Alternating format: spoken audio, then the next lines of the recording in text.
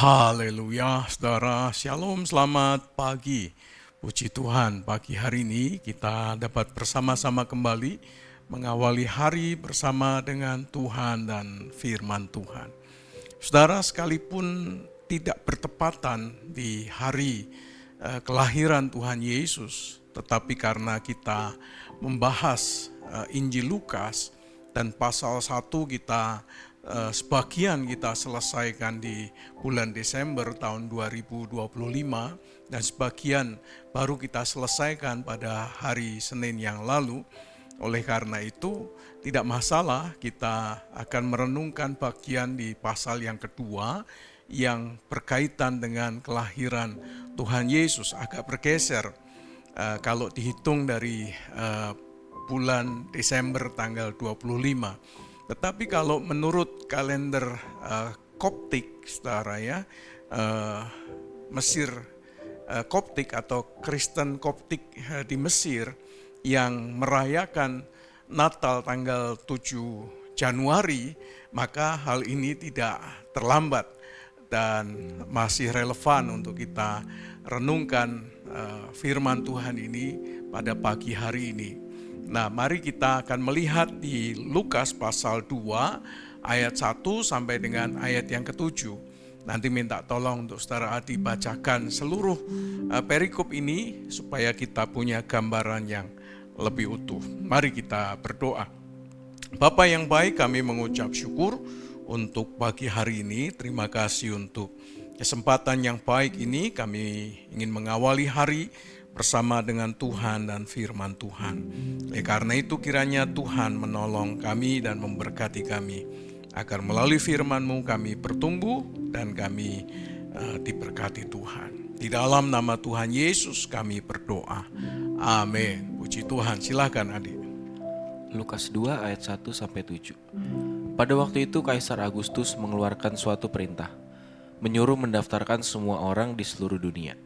Inilah pendaftaran yang pertama kali diadakan sewaktu Kirenius menjadi wali negeri di Syria. Maka pergilah semua orang mendaftarkan diri, masing-masing di kotanya sendiri. Demikian juga Yusuf pergi dari kota Nazaret di Galilea ke Yudea, ke kota Daud yang bernama Betlehem, karena ia berasal dari keluarga dan keturunan Daud, supaya didaftarkan bersama-sama dengan Maria, tunangannya yang sedang mengandung. Ketika mereka di situ, tibalah waktunya bagi Maria untuk bersalin, dan ia melahirkan seorang anak laki-laki, anaknya yang sulung, lalu dibungkusnya dengan lampin, dan dibaringkannya di dalam palungan, karena tidak ada tempat bagi mereka di rumah penginapan. Puji Tuhan, saudara ya, kalau kita melihat seluruh perikop di pasal yang kedua ini, maka kita akan menemukan ada bagian-bagian yang diatur oleh LAI sesuai dengan urutan atau sesuai dengan ceritanya, lalu kemudian diberi judul dalam beberapa judul. Misalnya perikop di ayat 1 sampai dengan ayat yang ke-7 bicara tentang kelahiran Tuhan. Lalu kemudian ayat 8 sampai 20 bicara tentang malaikat yang menjumpai para kaum gembala. Lalu kemudian orang Majus tidak diceritakan di sini, tetapi diceritakan di Matius. Lalu kemudian lompat kepada Yesus disunat, diceritakan di sini. Lalu perjumpaan dengan Simeon dan Hana dalam ketika berjumpa di Bait Allah. Lalu kemudian pertumbuhan Tuhan Yesus sampai di ayat yang ke-52.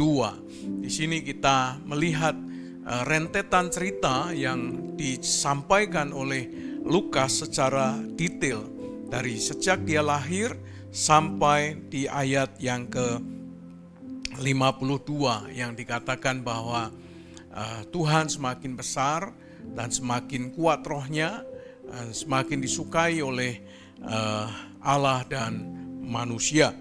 Demikian kita akan lihat perikop yang pertama, yaitu tentang kelahiran Tuhan Yesus Kristus.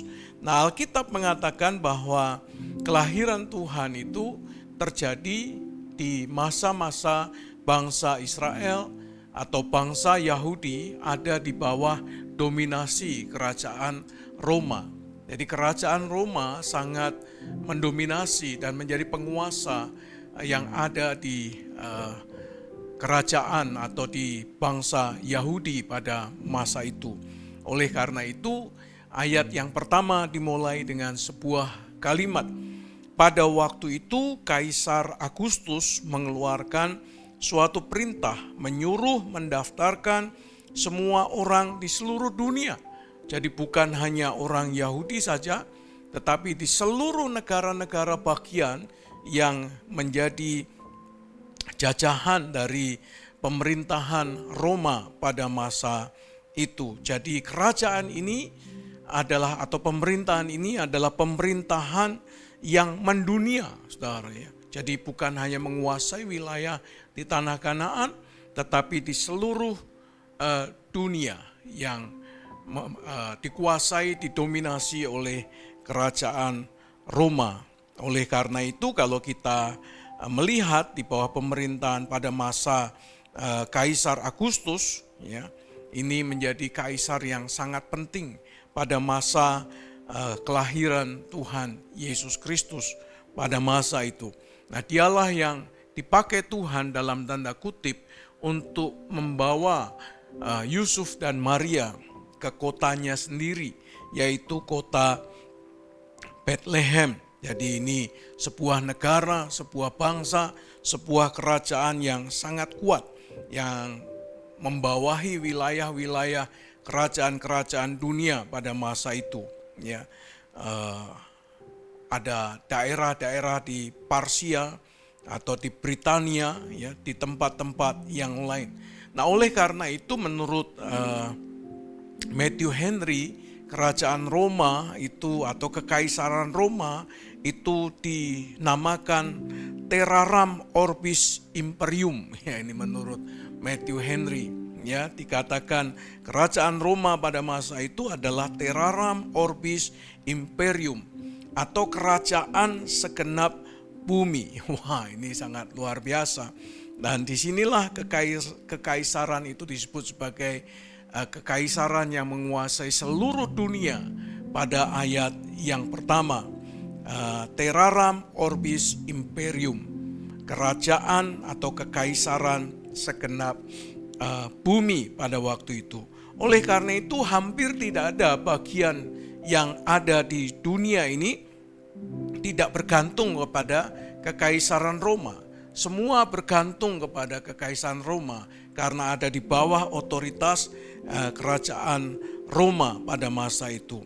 Nah, Alkitab mengatakan kepada kita pada saat kekaisaran Roma mendominasi itulah Tuhan Yesus Kristus sebagai Mesias itu dilahirkan, dan nubuatan tentang kedatangan Mesias itu sesuai dengan yang dinubuatkan oleh kitab Daniel. Coba lihat Daniel 2 ayat yang ke-44 adik.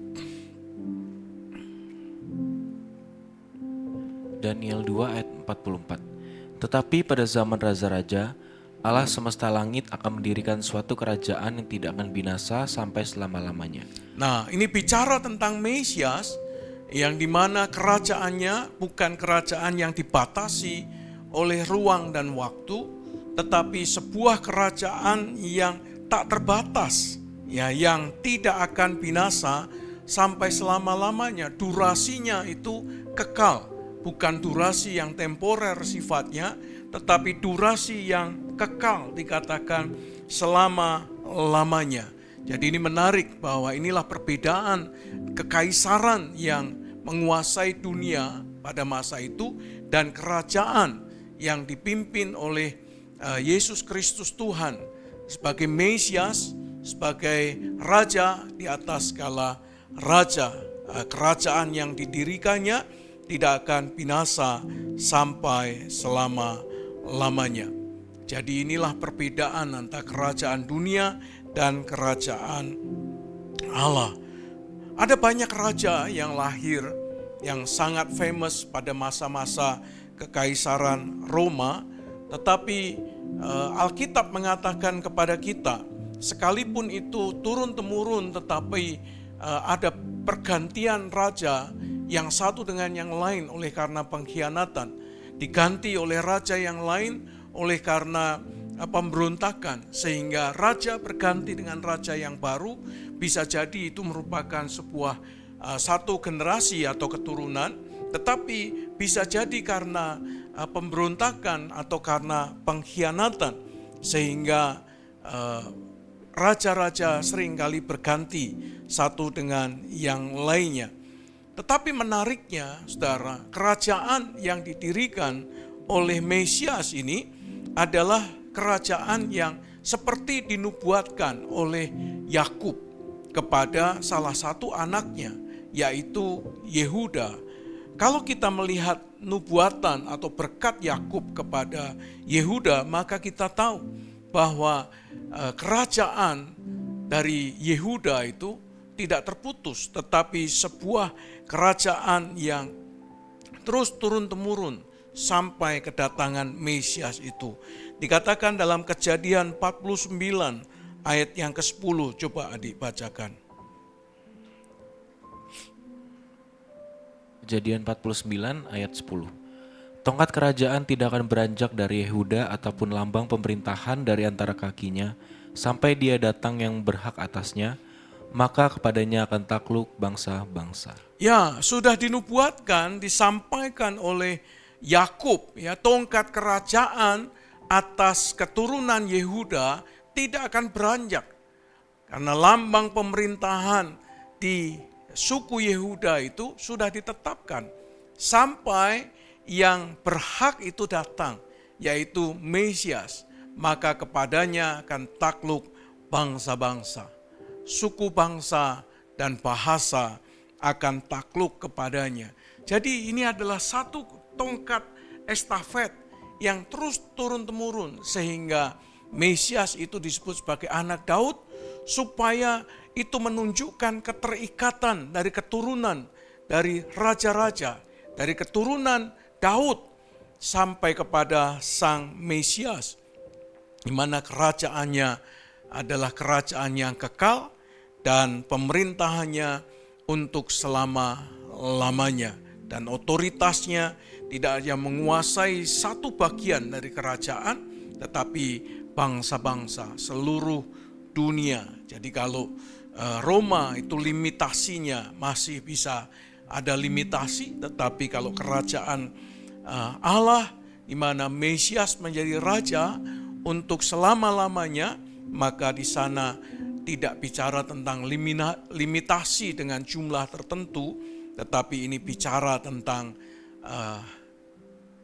wilayah kekuasaan Allah yang tak terbatas, wilayah kerajaan Mesias yang tidak terbatas.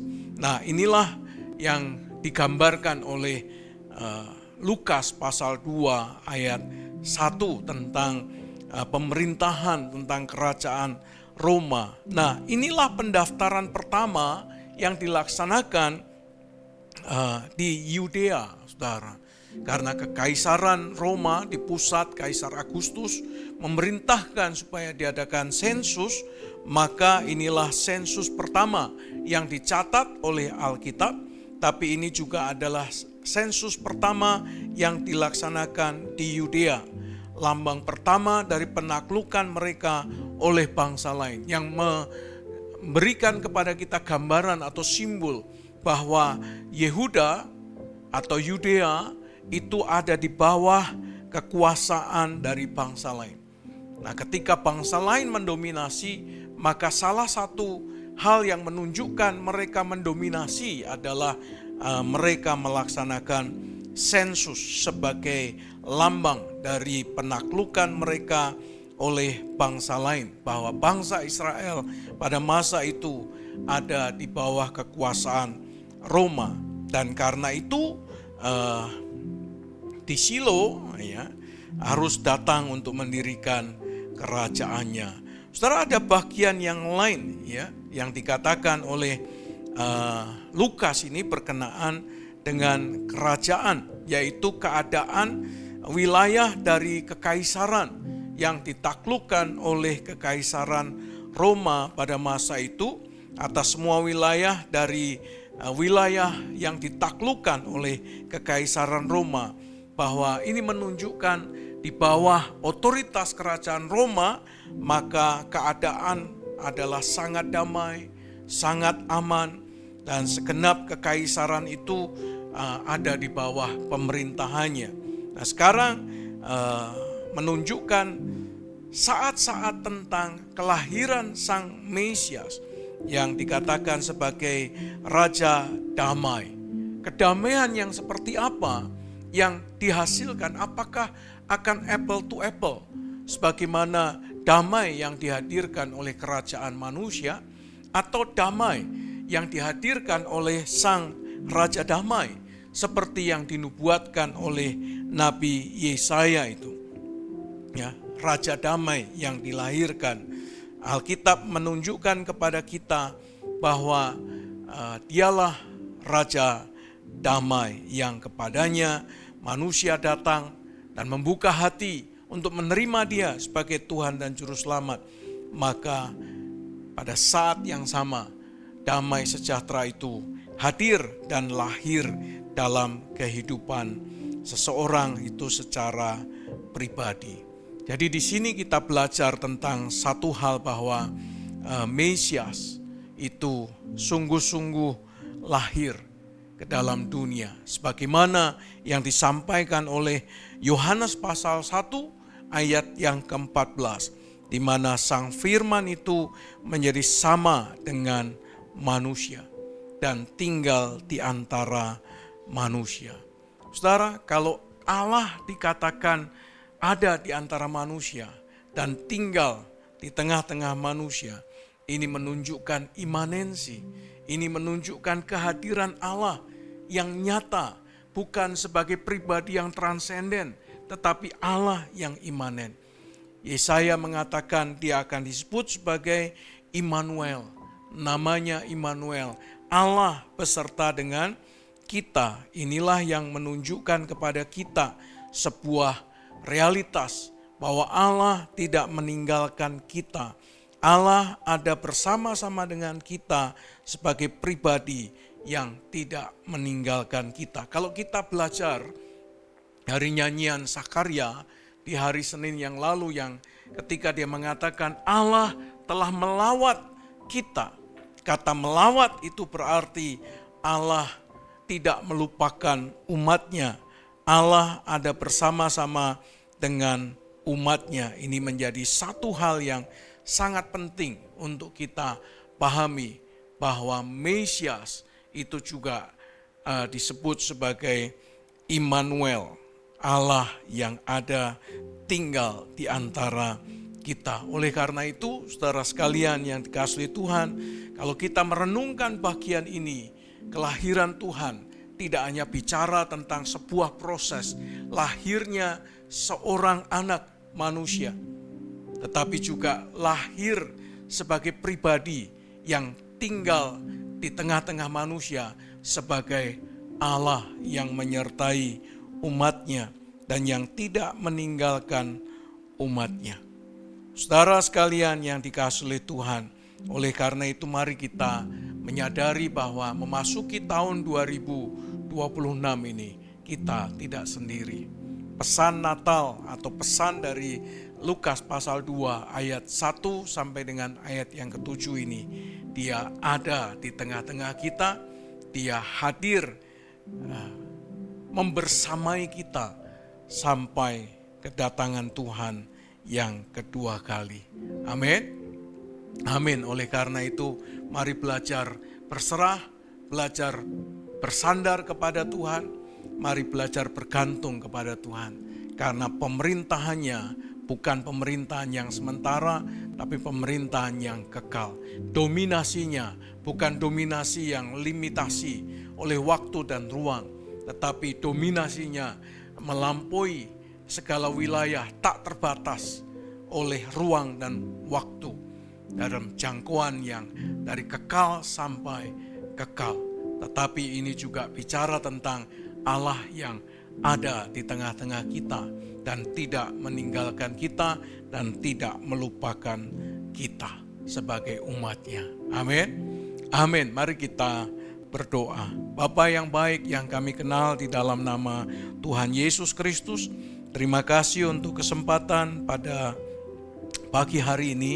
Kami bersyukur Tuhan karena Engkau adalah Raja di atas segala raja.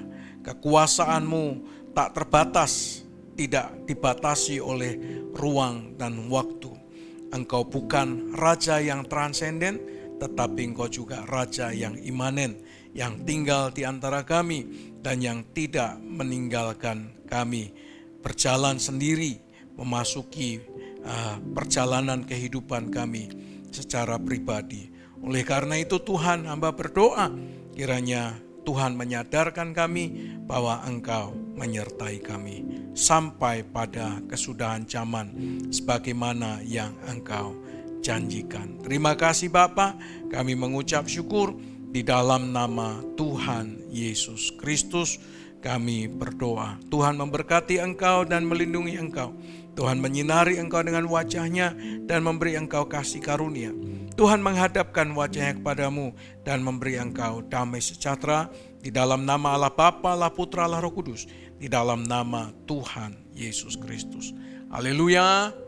Amin. Puji Tuhan saudara, selamat menikmati hari ini dan saya berdoa kiranya kesadaran akan penyertaan Tuhan membuat kita tidak takut, tidak khawatir dalam menjalani hidup kita di hari-hari yang tidak pasti, di hari-hari yang kita belum tahu seperti apa di depan kita.